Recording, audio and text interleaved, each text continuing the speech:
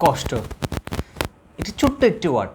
এই কষ্টের মধ্যে যে একটা জীবনের কী কী পর্যায়ে যেতে পারে, কী কী অভিজ্ঞতা হতে পারে, যে ব্যক্তি কষ্ট পায় সে যায়। কষ্ট মানুষ টাকার জন্য পায়, কষ্ট মানুষ কোনো কথা থেকে পায়, কষ্ট কোনো মানুষ ব্যথা থেকে পায়, কষ্ট মানুষ পরিস্থিতি থেকে পায়। এবং এই কষ্টের জন্য প্রতিটা নিহত মানুষ অনেক বেশি কষ্টে থাকে। তাহলে এই যে আমরা একটা জিনিস পেয়ে যাই বা কষ্টের অনুভূতি, আবেগ, জিনিসগুলো আমরা আরেকজনকে খুব ভারাক্রান্ত মনে প্রকাশ করে থাকি। কিন্তু যখন কষ্টগুলো মানুষের জীবনে আসে তখন মানুষকে নতুন একটা অভিজ্ঞতা দিয়ে যায়। কষ্ট থেকে মানুষ নতুন জিনিস শিখে, নতুন অভিজ্ঞতা পায়, নতুন জীবনের সন্ধান পায়। এবং এই কষ্ট থেকে মানুষকে যে অভিজ্ঞতাটা দিয়ে দেয়, সেই অভিজ্ঞতা দিয়ে একটা মানুষ নতুন করে তৈরি হতে পারে। কষ্টের মাধ্যমে একজন মানুষ আরেকজন মানুষকে চিনতে পারে। কষ্টের মাধ্যমে নতুন একটি পরিস্থিতির মোকাবেলা করে আরেকটা নতুন প্রক্রিয়া কীভাবে তৈরি করবে সেটা মানুষ শিখে নিতে পারে।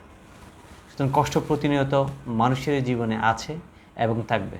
তবে এই কষ্টে অর্জিত সময়গুলো থেকে বা কষ্টের মাধ্যমে জীবনের নতুন একটি ধারাকে যে শিক্ষা, যে অভিজ্ঞতা পায়, সে অভিজ্ঞতাটা জীবনের যেন কাজে লাগে, সেটাই আমাদেরকে মাথায় রাখতে হবে।